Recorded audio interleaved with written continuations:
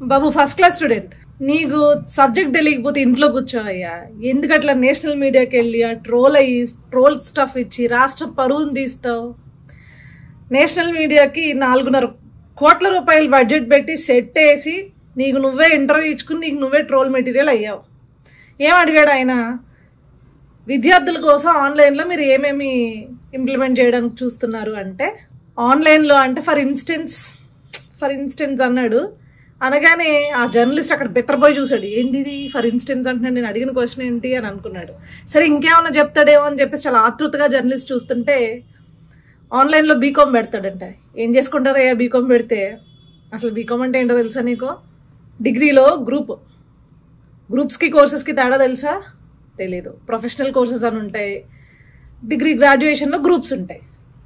BCom bachelor of commerce, BSc bachelor of science, దీంట్లోనే BCom computers అని, BSc computers అని, BSc chemistry అని రకరకాల గ్రూపులు ఉంటే చదువుకుంటారు.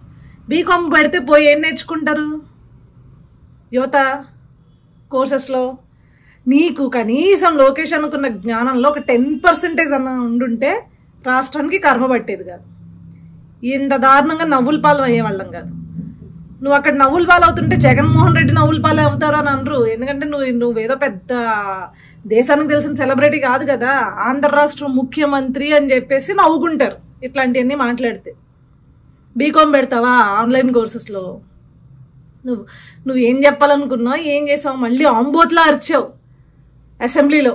డిగ్రీలో ఫస్ట్ క్లాస్ స్టూడెంట్, ఇంటర్లో ఫస్ట్ క్లాస్ స్టూడెంట్, 10th క్లాస్లో ఫస్ట్ క్లాస్ స్టూడెంట్ అని. డిగ్రీలో ఫస్ట్ క్లాస్ స్టూడెంట్ అన్నావుగా, మరి డిగ్రీలో గ్రూప్స్ తెలీదా నీకు? బీకామ్ తీసుకెళ్ళి ఆన్లైన్లో పెడతా అంటున్నావు. అంత మేధావి నువ్వు. నిన్ను మా కర్మకి ఈ వైఎస్ఆర్సీపీ పార్టీ వాళ్ళందరూ మా మీద రుద్దుతారు ఏదో పెద్ద అపరచాణిక్యుడిలాగాను. ఇది నీ నాలెడ్జ్. నువ్వు మళ్ళీ సింహము, సింగిల్, సింతకాయ.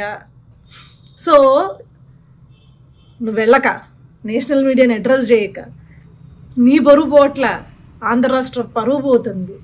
గ్రూప్స్కి లేకపోతే కోర్సెస్కి డిఫరెన్స్ ఉంది. ఇందాక చెప్పానే అవి గ్రూప్స్. కోర్సెస్ అంటే ఏంటి? సి కానీ, C++ కానీ, జావా కానీ, ఒరాకిల్ కానీ, ఈ మధ్యని కొత్తగా రీసెంట్గా ఏఏ కానీ, రకరకాల టెక్నాలజీకి సంబంధించిన ప్రొఫెషనల్ కోర్సెస్. వాటికి సర్టిఫికేట్ తీసుకున్న తర్వాత ఈరోజు జాబ్స్ వచ్చే పరిస్థితి. లోకేష్ అన్న అన్నాడు 3 ఏళ్ల ఎడ్యుకేషన్ సిస్టంలో కానీ, 4 ఏళ్ల ఎడ్యుకేషన్ సిస్టంలో కానీ, గ్రాడ్యుయేషన్ సిస్టంలో జాబ్స్ రావాలంటే 3-4 ఏళ్ళు చదివినా కూడా ఆ సబ్జెక్ట్ నేర్చుకోలేని పరిస్థితి ఉంది. బయటకు వెళ్ళి కోర్సెస్ తీసుకుని దాంట్లో ఒక సర్టిఫికేట్ వచ్చిన తర్వాతే జాబ్స్ అనేవి వస్తున్నాయి. కాబట్టి మనం టోటల్ ఎడ్యుకేషన్ సిస్టమ్ని ఒకసారి రివైవ్ చేయాలి, దాంట్లో మార్పులు చేర్పులు చేయాలి, చాలా ఇంప్లిమెంటేషన్ చేయాలి, వాటిల్లో కొత్త టెక్నాలజీస్ని తీసుకురావాలి అని చెప్పేసి ఆయన చెప్పడం జరిగింది. ఆ రోజు న్యూట్రల్ ఓటర్స్ కూడా హ్యాట్స్ ఆఫ్ అన్నారు లోకేష్ అన్న తీసుకున్న నిర్ణయానికి. చాలా మంది విద్యార్థులు కూడా ఎస్ ఇది కరెక్ట్ అని చెప్పి భావించారు. సబ్జెక్ట్ మీద నాలెడ్జ్ అంటే అది నీకులాగా తత్రబిత్ర మాటలు మాట్లాడటం కాదు.